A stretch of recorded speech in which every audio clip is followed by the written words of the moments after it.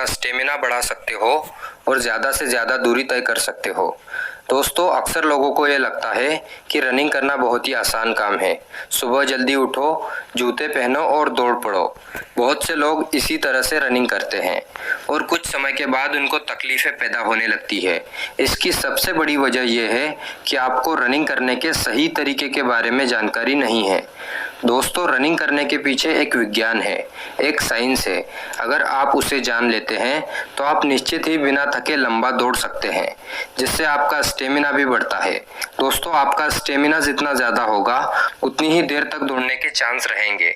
सबसे पहले आपको दौड़ते वक्त हाथों की पोजीशन पर ध्यान देना होगा, क्योंकि रनिंग करने के दौरान हाथों का मूवमेंट ही बहुत मायने रखता है। अगर आपके हाथ सही पोजीशन में रहे तो सही टेक्निक की वजह से आपकी स्पीड में भी इजाफा होगा।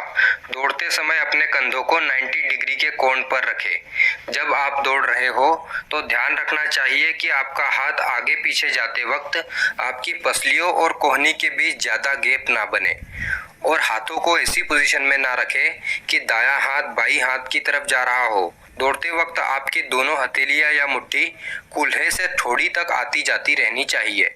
इससे आपको एक सही मूवमेंट मिलेगा और आपकी स्पीड बढ़ेगी। नंबर 2, सांस लेने की सही तकनीक। दोस्तों, नॉर्मली जब हम सांस लेते हैं तो हम फेफड़ों के ऊपरी हिस्से का इस्तेमाल करते हैं और हमारी बॉडी को पर्याप्त मात्रा में ऑक्सीजन मिल जाती है, जिससे शरीर की सभी एक्टिविटीज आराम से हो पाती है। जबकि हमारे फेफड़ों की ऑक्सीजन को स्टोर करने की कैपेसिटी 6 लीटर तक होती है। जब हम नॉर्मली सांस लेते हैं तो आधा लीटर ही ऑक्सीजन लेते हैं और आधा लीटर कार्बन डाइऑक्साइड छोड़ देते हैं, यानी कि जितना हमने लिया उतना ही बाहर कर दिया। इस कंडीशन में ऑक्सीजन और कार्बन डाइऑक्साइड का संतुलन बना रहता है। लेकिन जब हम दौड़ते हैं तो दौड़ते वक्त जल्दी जल्दी सांस लेना शुरू कर देते हैं, जिससे फेफड़ों का ऊपरी हिस्सा ही इस्तेमाल हो पाता है और जब मुंह से ज्यादा सांस खींच लेते हैं तो कार्बन डाइऑक्साइड को सही से नहीं छोड़ पाते हैं। तो इस कंडीशन में फेफड़ों में जरूरत से ज्यादा हवा भर जाती है, जिससे ऑक्सीजन और कार्बन डाइऑक्साइड का संतुलन बिगड़ जाता है और फिर इससे नई ऑक्सीजन फेफड़ों में कम आ पाती है और फेफड़ों की मांसपेशियों पर जोर पड़ने लगता है और इस वजह से फेफड़ों की मांसपेशियां थक जाती है और साथ ही साथ बिना ऑक्सीजन के बॉडी में लैक्टिक एसिड की मात्रा बढ़ जाती है, जिससे आपकी बॉडी थक जाती है और थक कर आपको रुकना पड़ता है।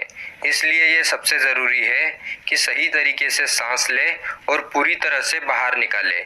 दोस्तों, दौड़ते समय आपको सांस को गहरा और लंबा लेना है, जिससे ऑक्सीजन की मात्रा हमारे फेफड़ों में ज़्यादा जाए और हम एक ही सांस में 5 से 6 कदम तक की दूरी तय कर सके। दोस्तों, जितने अच्छे तरीके से सांस लेना ज़रूरी है उतना ही अच्छे से सांस को छोड़ना भी ज़रूरी है। तो आपने जितनी सांस ली उतनी ही सांस को छोड़ दे और फिर उसके बाद में नई सांस ले। दोस्तों, हमारे सांस लेने की स्पीड हमारे दौड़ने की स्पीड पर निर्भर करती है। तो अगर आप धीरे दौड़ रहे हो तो सांस लेने की स्पीड भी कम होनी चाहिए और अगर आप तेज दौड़ रहे हो तो सांस लेने की स्पीड भी तेज होनी चाहिए। नंबर 3, सिर की पोजीशन। दोस्तों, कुछ लोग होते हैं जो कि रनिंग करते हुए कभी नीचे देखते हैं, कभी ऊपर देखते हैं तो कभी दाएं बाएं नजर घुमाते हैं। यह रनिंग करने का बिल्कुल ही गलत तरीका है। रनिंग करते वक्त हमारा सर एकदम सामने की तरफ होना चाहिए। अगर आपका सर नीचे की तरफ झुका रहेगा या दाएं बाएं झुका रहेगा तो गर्दन की मांसपेशियों में खिंचाव आ सकता है। नंबर 4, पैरों की लैंडिंग। दोस्तों, ये रनिंग करने का सबसे अहम पहलू माना जाता है। ज्यादातर लोगों का रनिंग को लेकर यह सवाल होता है कि पैरों को लैंड कराते वक्त पैरों की लैंडिंग पंजों के बल होनी चाहिए या फिर हील या एड़ी के बल।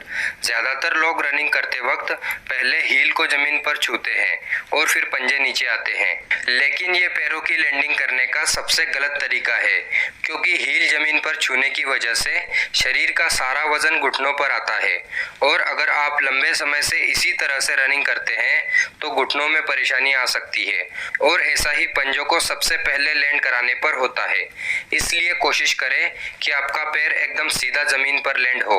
ऐसा करने से शरीर के सभी हिस्सों पर बराबर दबाव पड़ेगा और आपको घुटनों से संबंधित कोई समस्या नहीं होगी। और साथ ही सीमेंटेड रोड पर ना दौड़े, क्योंकि सीमेंटेड रोड बहुत ही ठोस होते हैं और इनके ठोस होने की वजह से इसका सीधा असर आपके घुटनों पर पड़ता है और आपके घुटनों में प्रॉब्लम आ सकती है। नंबर 3, आराम। दोस्तों, हफ्ते में 7 दिन रनिंग करना ठीक नहीं होता है। शरीर को रिकवर करने के लिए समय भी देना चाहिए, इसलिए हफ्ते में 5 दिन रनिंग करना शरीर के लिए अच्छा माना जाता है। नंबर 4, सही डाइट। रनिंग करते वक्त आपके पूरे शरीर का वर्कआउट होता है और मसल्स को रिकवर करने के लिए अच्छे हेल्दी खाने की ज़रूरत होती है। इसलिए रनिंग करने वालों को अपनी डाइट में सभी प्रकार की दालें, अंडे, वे प्रोटीन, ओट्स, हरी सब्जियां, टमाटर, गाजर आदि अपनी सुविधा के अनुसार अपनी डाइट में शामिल करना चाहिए। नंबर 5, हर दिन एक्स्ट्रा दौड़े। मान लीजिए अगर आप आज से ही रनिंग स्टार्ट कर रहे हैं तो पहले करीब 1 हफ्ते तक नॉर्मल दूरी तय करें, लेकिन जैसे जैसे आपका शरीर खुलता जाए रोजाना रनिंग का समय भी बढ़ाते जाए। मान लीजिए अगर आप शुरुआत में 10 मिनट रनिंग करते हैं तो हर दिन रनिंग करते वक्त 1 आध मिनट का इजाफा करने की कोशिश करें। नंबर 6, निरंतरता रखें। दोस्तों, कोई भी चीज़ 2 से 4 दिनों तक करने से परफेक्ट नहीं होती है। किसी भी चीज़ में परफेक्शन हासिल करने के लिए लंबे समय तक उसको करना ज़रूरी है। अगर आप अपनी स्पीड और स्टेमिना बढ़ाना चाहते हैं तो हफ्ते में कम से कम 5 दिन रनिंग ज़रूर करें, जिससे आपके शरीर के सभी मसल्स एक्टिव रहेंगे। और रोज़ाना रनिंग करने से पहले थोड़ी स्ट्रेचिंग भी कर लें, ताकि भागने से पहले शरीर की सोई हुई मांसपेशियां पूरी तरह से एक्टिव हो जाए।